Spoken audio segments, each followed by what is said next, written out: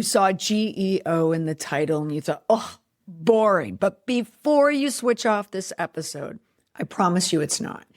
If you work in communication, public relation, media, journalism, GEO or Generative Engine Optimization, there's other words for it out there right now, but I'm going with GEO. It's the next big shift in how information gets found, how it gets shared, how it gets in the hands of journalists, how story ideas get with journalists. And if you work in public relations, if you need to put your information out there, or if you're fighting misinformation, GEO is the next area of focus for you. When you understand why it matters in your job, how it protects your brand, but also makes your job easier. If you want to be the superstar in your office, on your team, when it comes to PR and GEO, I want you to listen to this episode. Today, I'm speaking with Greg Gallant. He is the CEO and co-founder of Muck Rack. You'll hear his story, how Muck Rack got started, but also how Greg is using GEO technology, data-driven technology, to make that relationship with the press and PR people that much better. So if you work in PR, comms, reputation, this isn't a someday conversation. This is a conversation for right now. Take a listen. Greg Gallant, welcome to the podcast. I'm excited to talk to you about all things Muck Rack. Welcome. Great. Thanks so much for having me on, Molly. Yeah, so the last time I saw you was back in March, I believe, in Austin at South by. I was lucky enough, fortunate enough to be invited by you and the team at Muck Rack to speak on a panel. We talked about crisis response, and that's my wheelhouse. But your wheelhouse, Greg, is all about technology and public relations and communication. So for those who may not know Muck Rack, can you describe the problem that the platform helps communicators and PR folks? Sure thing. So Muck Rack, it's a corporate comms platform used by in-house corporate comm teams at anyone from Fortune 500 companies to startups and PR agencies. And it solves several problems. One is knowing who's the right journalist or podcaster or influencer to pitch on a news story idea, trying to know whenever you're mentioned in the news, on the web, on TV, and print even. And finally, to measure the impact of all this PR and to know, like, hey, we got thousands of articles this year. What does it all mean? How are we stacking up to our competitors? And now even how is it influencing AI? Yeah, now, of course, I've been a partner with Muck Rack for some time now, for most of the year, and I've really enjoyed using it, not only in the crisis response element, but also exploring it for how people can use it proactively.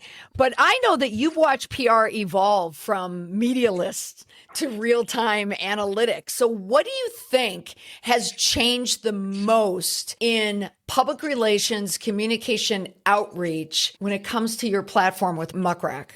Yeah, I'd say there were two big tidal waves that we've rode. When we started, it was right as social media was getting going. That's actually part of what inspired the whole idea for Muck Rack back when we launched it in 2009. And back then, it was like there were like a couple thousand publications, and we were all about, okay, you know what all the publications are. And where our magic was we'd find the right person at that publication to pitch. And then what's changed now is that there's so many more publications, largely due to social media and the effect of the internet. So now we have hundreds of thousands of publications, podcasts, blogs to find. And a lot of times it might be, hey, the perfect place to be interviewed is a publication you've never heard of before. So that's tidal wave number one. And then tidal wave number two that we're evolving with and staying ahead of now is AI. And it's just been fascinating to watch those two big tidal waves affect the media and PR industry. Yeah, so here we are in 2025, all about AI, but bring us back to 2009. What made you want to bring this platform to the public? So I got into this whole world early on because right when I graduated college, I started a podcast. Where'd you go to college? Emory, down in Atlanta. Okay, and coming out of Emory, you wanted to start a podcast. Yeah, that's right. I had this idea for podcasts. It wasn't even called podcasting back then. It was just called RSS feeds with enclosures. But I was lucky enough, I got a job working part-time at CNN.com when I was at Emory, and I was commuting to CNN's headquarters down in downtown Atlanta.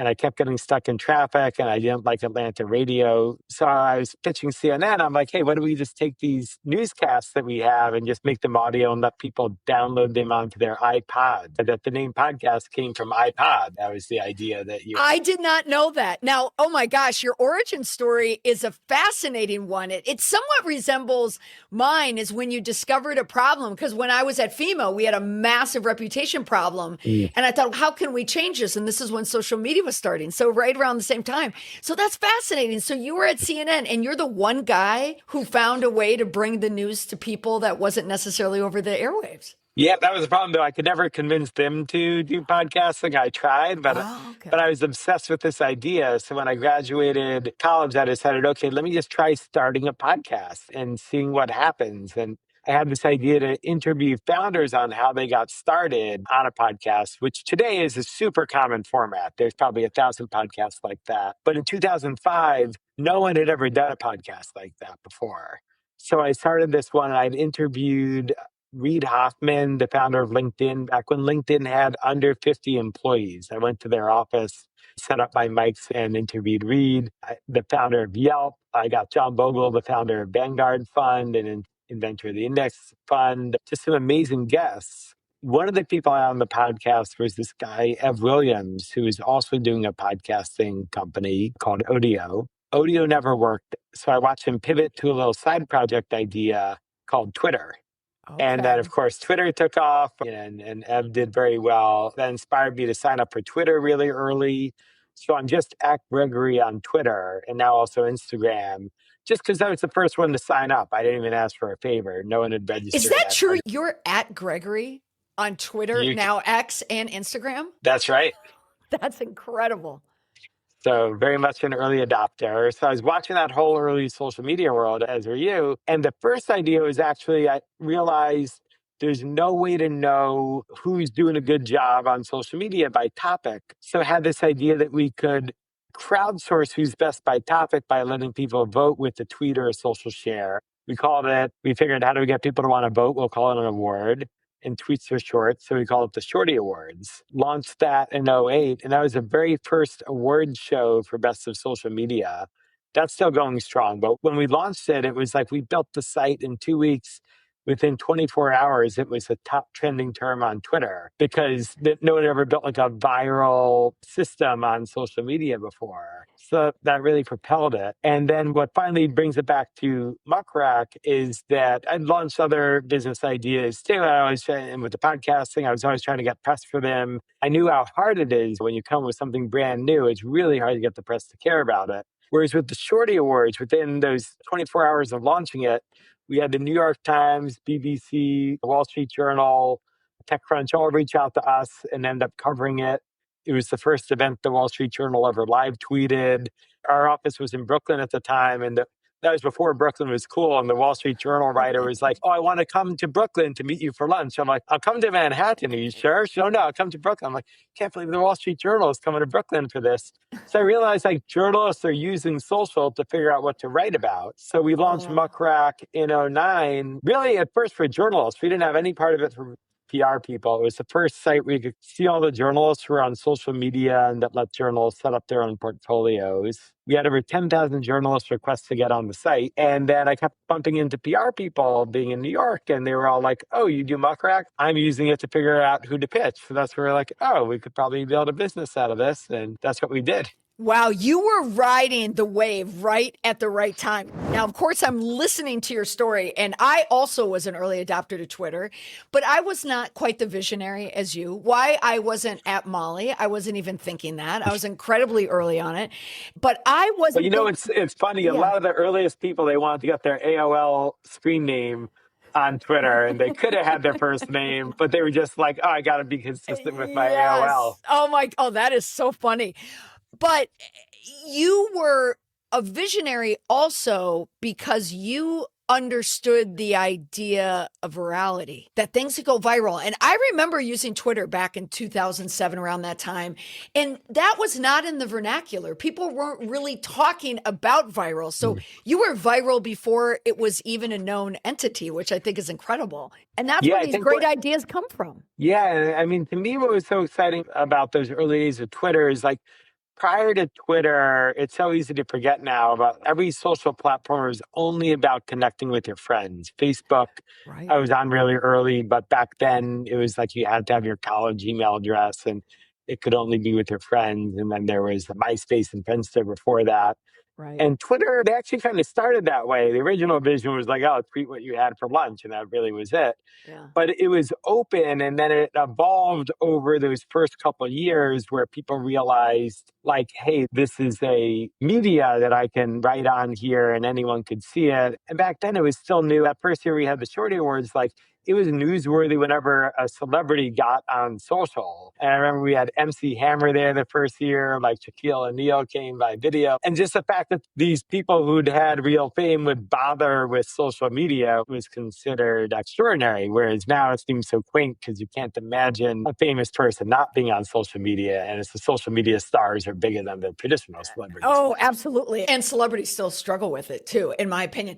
Now, as someone who uses Muck Rack, I've been a partner with Muck Rack now throughout the year, and I've really enjoyed it. And I almost find there are just many different options for people to use it. And in so many different parts of comms are in there. You could be a PR person, you could be a journalist, you could be someone like me who's looking more for the issues. What I love the most is looking at the sentiment.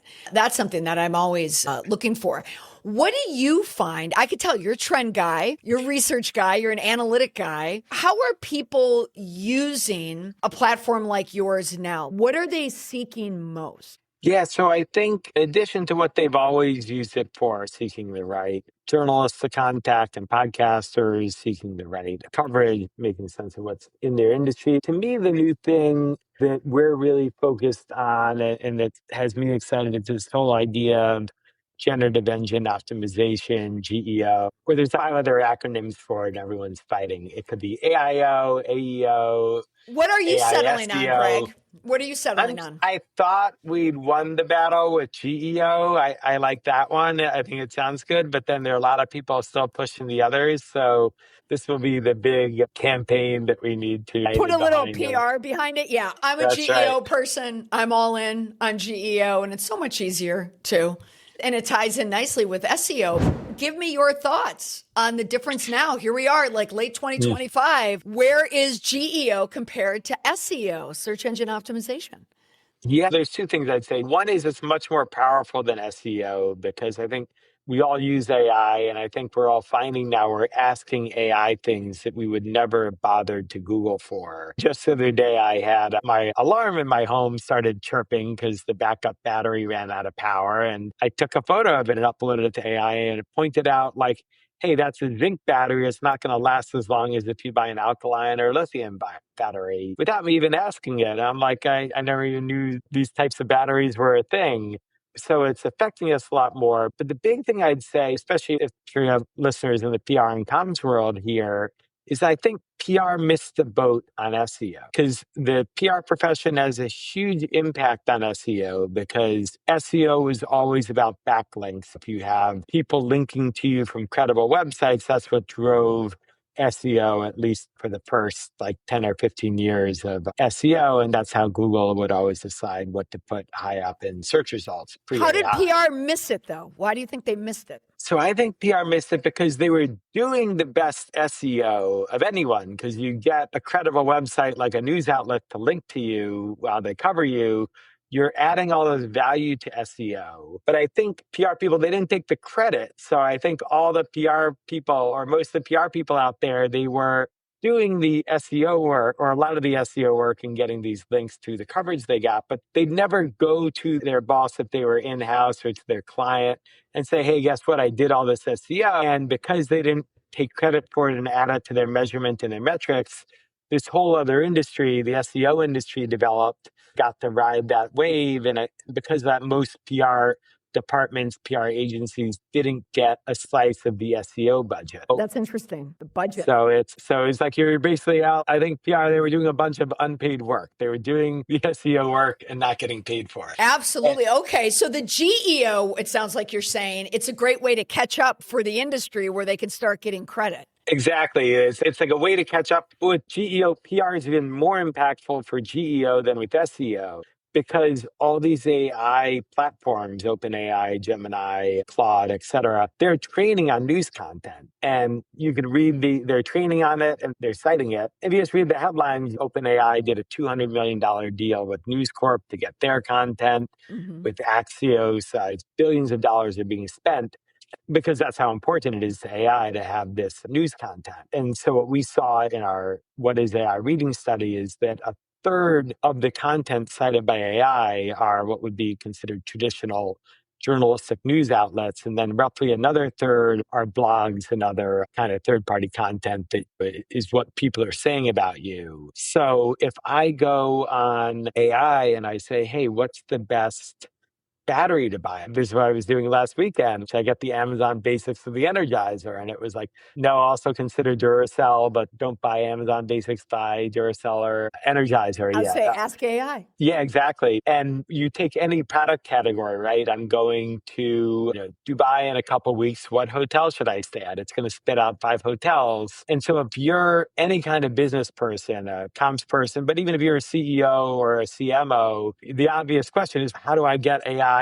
to mention my company? And how do I get it to recommend my company and say good things about me? So that's, I think, going to be the biggest challenge of any business and how they think about communicating, marketing, generally going to market. And PR is the answer, because what's written about you in the news, on the web, is going to determine what AI recommends. So I think it gives PR this whole new calling and whole new relevance. And the connections were obvious then with SEO, because with SEO, to understand page rank and the linking thing is a little academic. Whereas here is very visceral, because you're asking AI something and you're seeing, oh, it's citing the New York Times, it's citing Wall Street Journal, it's citing Axios, it's citing our blog. And you can see that connection very clearly. So now, because I'm in a lane of very reactive PR, I'm always looking at a metric of reputation. That's the scale that I'm working with. But for a lot of people in proactive PR, working in corporate PR, working for other brands or companies, even small business, politics, whatever it is, their job is to get press and proactive and get it anywhere. So if we're following your map, if a PR person has a general understanding of SEO and you're just trying to land somewhere online, you will be a part of that scrape that will be in the AI search, and then your information is going to come up. So from a day-to-day perspective, what is a PR person doing now that's different than 5 years ago? Yeah, that's a great point. And I think one of the big differences is, like with SEO, it was very static. You'd maybe change positions in Google every month, if that. So once you're up there, you're good, and it takes a while to change it. With GEO, it's indexing on very recent news. It could be indexing on an article that came out 5 minutes ago. So I think it's even relevant for corporate comms, because your client might say,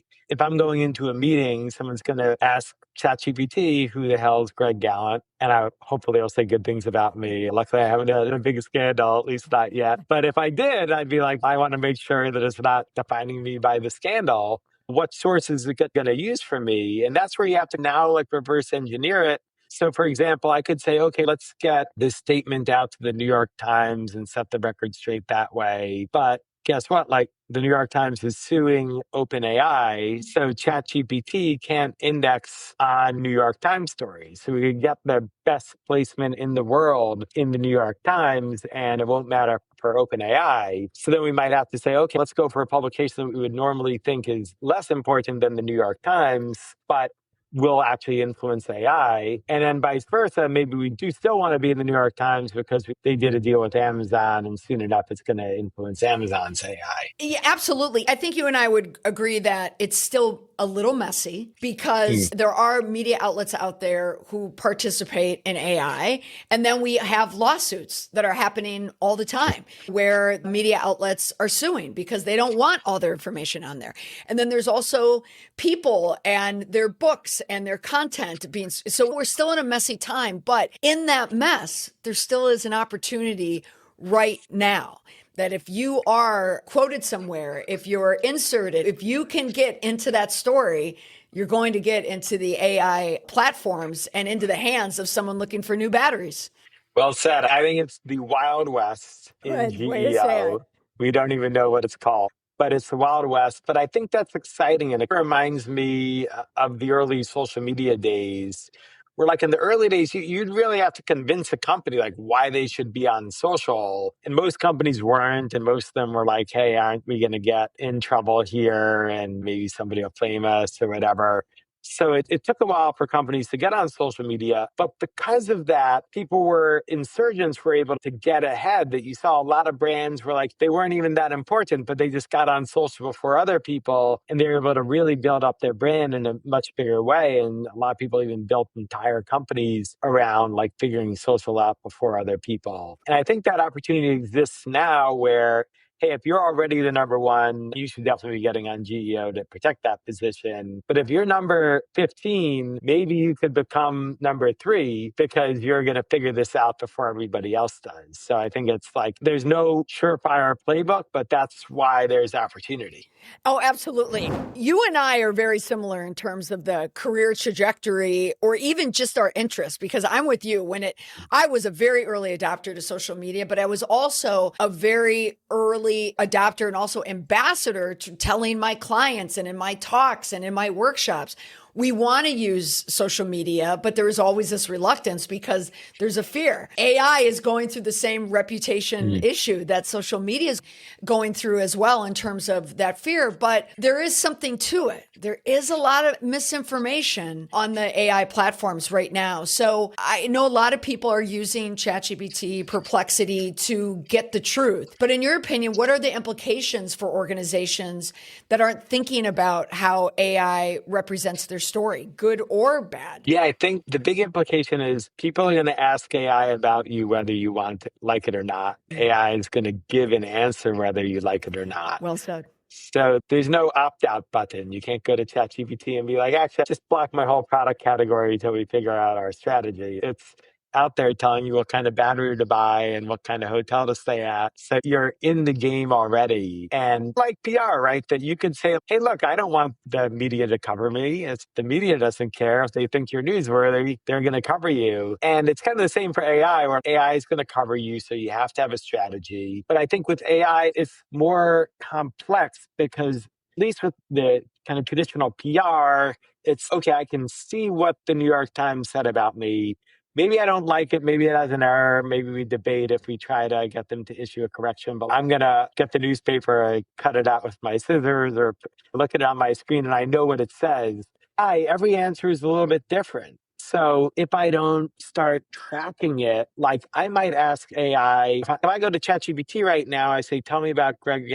It knows who I am. So it's going to be a sycophant and say, oh, Greg Gallen's great, this and that, because it has the memory. So it knows everything about, or if I ask about my company, it's like an intern who sucks up. It's going to try to say the best things about it. Whereas if you did it, Molly, from your account, it might say something totally different because it's just trying to equip you with the most accurate information. Or maybe it knows based on your persona, it's going to describe us one way, but for someone sitting next to you, they have a different persona. They're in a different part of the industry and it'll describe us another way. So if you don't start measuring it in a broad way, you just have no idea what AI is saying about you. That's a dangerous thing given now, for better or worse, that so many people are relying on these AI answers to make decisions. Yes. And not only, of course, we always can't control how the press covers us or our clients, but we can control our websites. We can control where the outlets that we own, and AI certainly picks that up as well.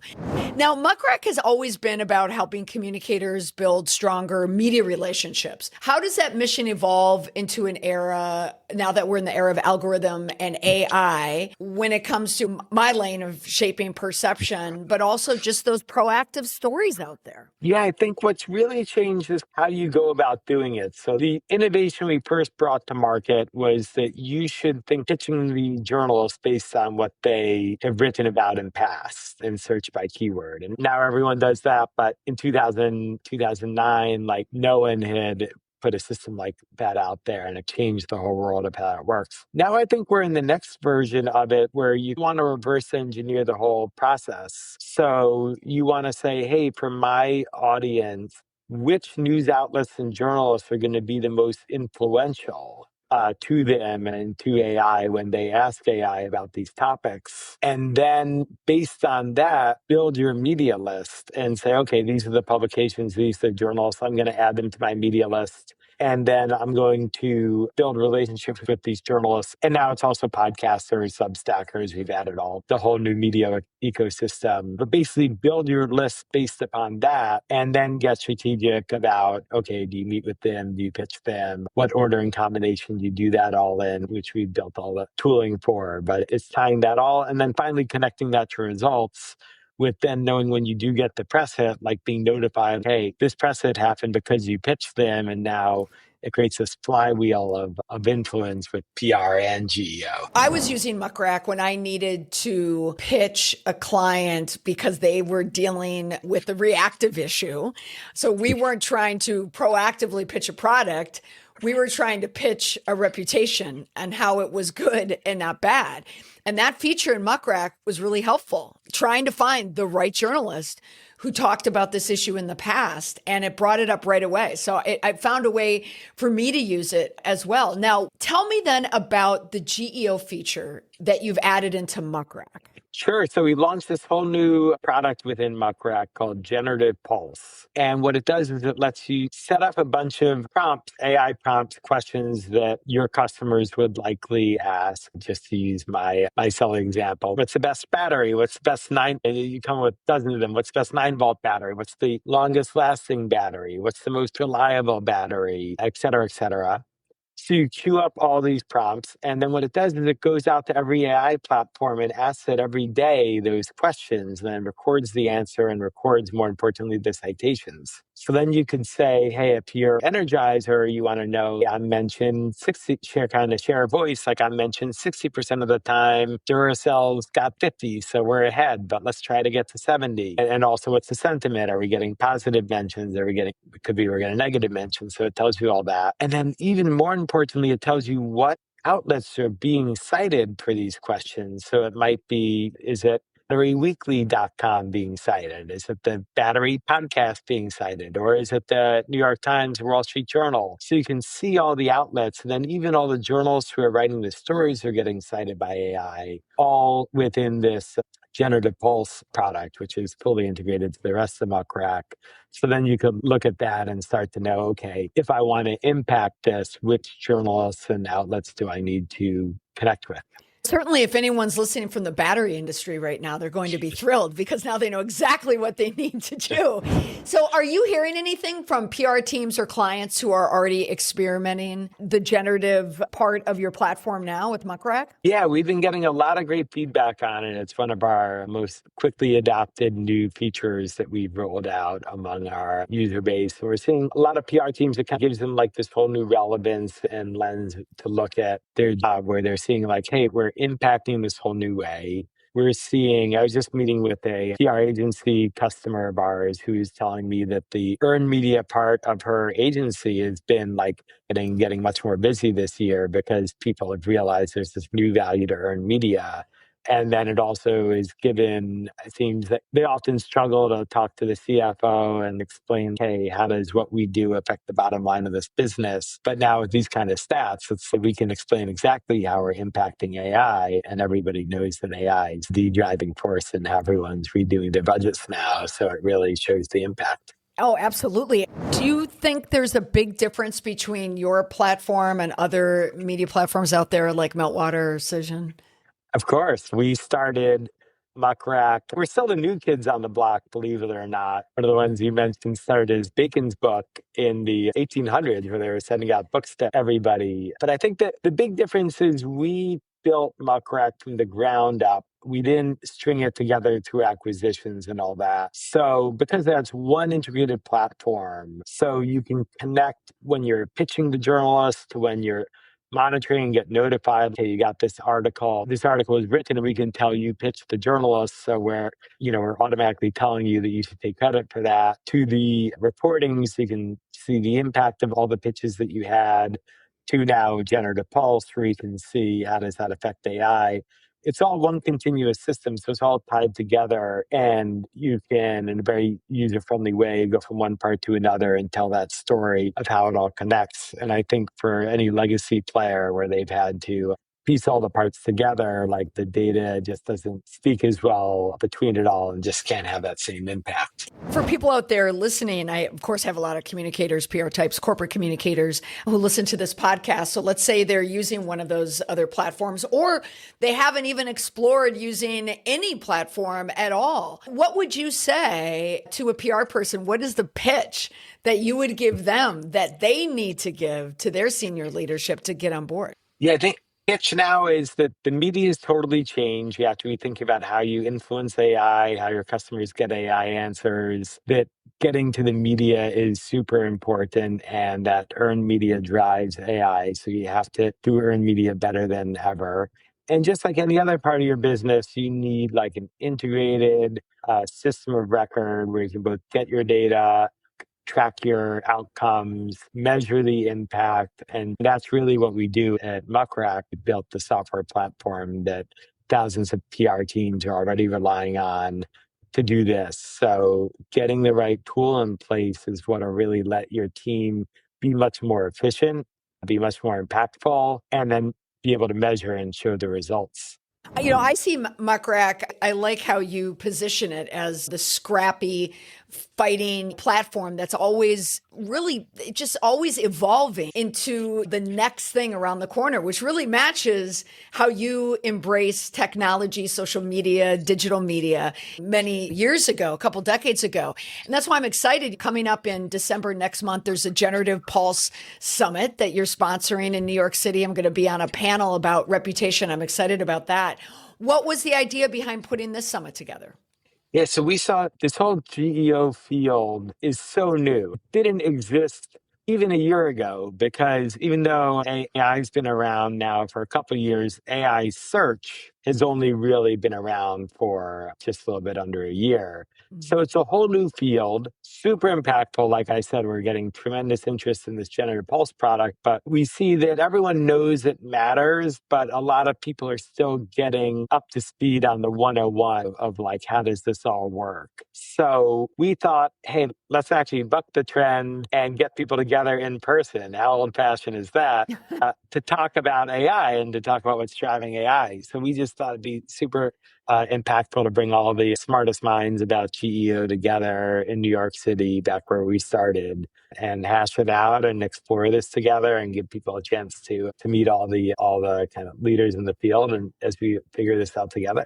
Yeah, I'm excited about the event, and I'm excited to attend, but also to hear everything around GEO and what people are talking about and thinking about. So my final question to you, Greg, what excites you most about the future of PR and communication and technology as it continues to evolve?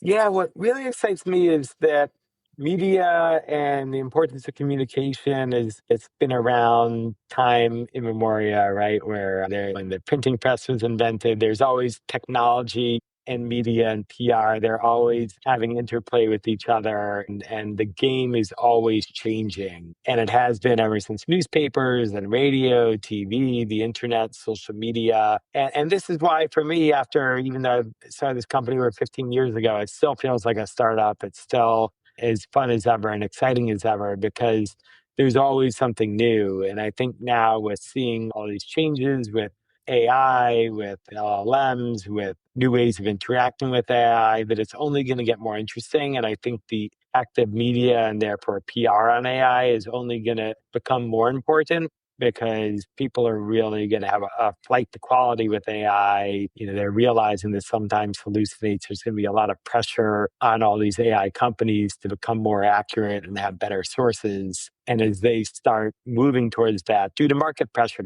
and political pressure, but both to make their products better, I think it only makes PR more relevant and only makes a more exciting time in the industry for our customers and then for us too. Yeah, I agree with you. I'm excited. I'm a big early adopter, excited adopter about AI, of course, because I'm in risk management. I'm always looking for the risks as well. But I think it's just a really exciting time to be in the industry, whether you're on the media side as a journal or if you're in PR, corporate comms. And Muck Rack, I think, is really leading the way in these types of conversations and connections to create those media and PR relationships. So, Greg, thank you so much for taking the time to chat with me. And I think this is a around the corner type of a conversation, PR and GEO. So, thank you. My pleasure. Thanks so much for having me on, Molly. All right. I look forward to seeing you in New York City. See you there. All righty. Bye.